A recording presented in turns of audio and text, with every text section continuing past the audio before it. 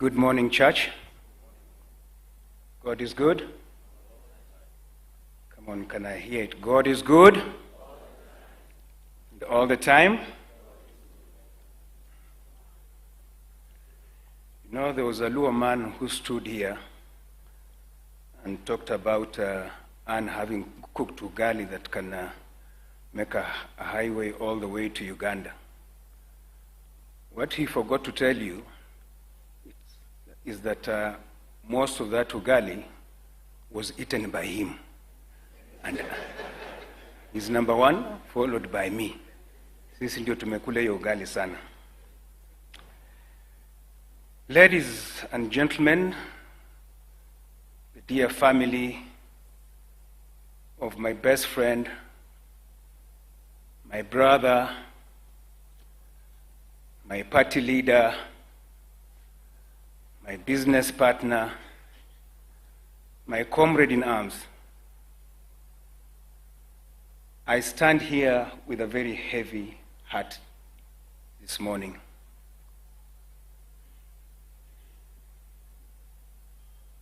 Never in my wildest imagination or dreams did I think that I'll ever stand here to eulogize my dear brother, or I would be the one chairing the committee that is organizing for his funeral.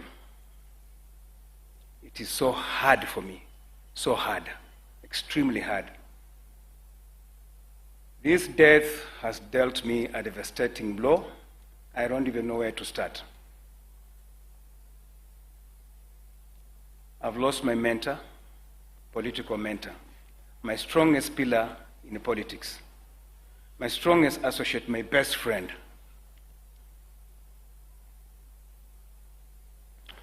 I am probably one of the very last people that Cyrus spoke to on phone, because I spoke to him on that Friday at 11 p.m.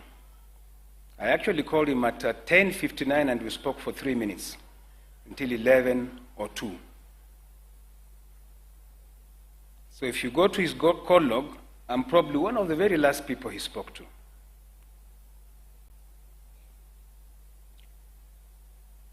The next call that came on my phone, on the call log, was a call from my sister-in-law, Anne, telling me that Cyrus has been involved in a very bad accident in Naivasha. So I asked him, how? I spoke to him at 11. He told me he was heading home because the following day we were to have lunch with him and Philip Kisia. How did he find himself in Naivasha? Ladies and gentlemen, the circumstances surrounding the death of my brother are mysterious. There are so many glaring gaps. So when you hear us say that we want a proper, thorough forensic investigation, we know what we are saying. I don't know why some people are getting uncomfortable when we say these things. The family wants a closure. And that can only come about if the truth comes out. I have known Cyrus for many years. I can vouch for sure, in the state he was, he did not drive himself to Naivasha.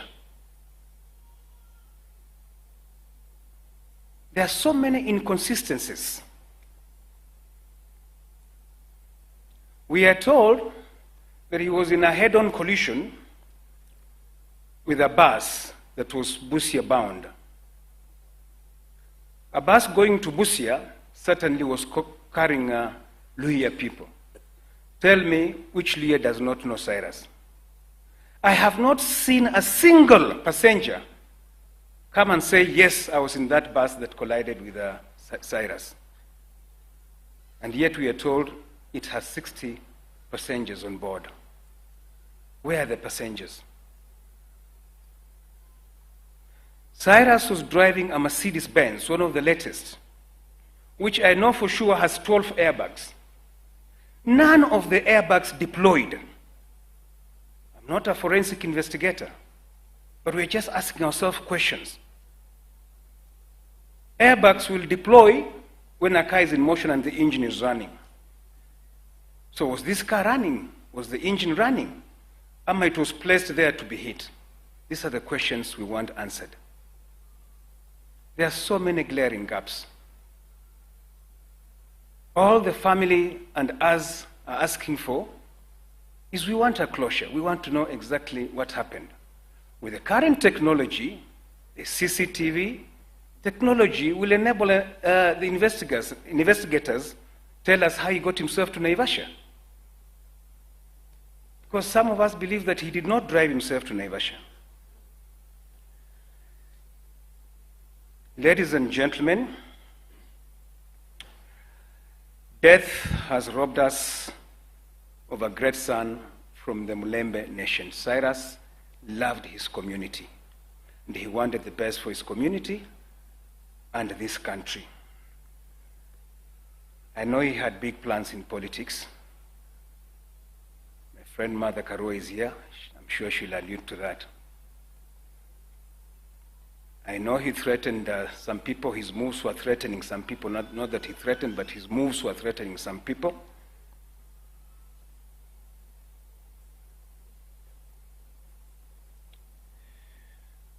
We depended on him for so much. He's left some of us as political orphans, but I'm sure God will show us the way. A generous man he was.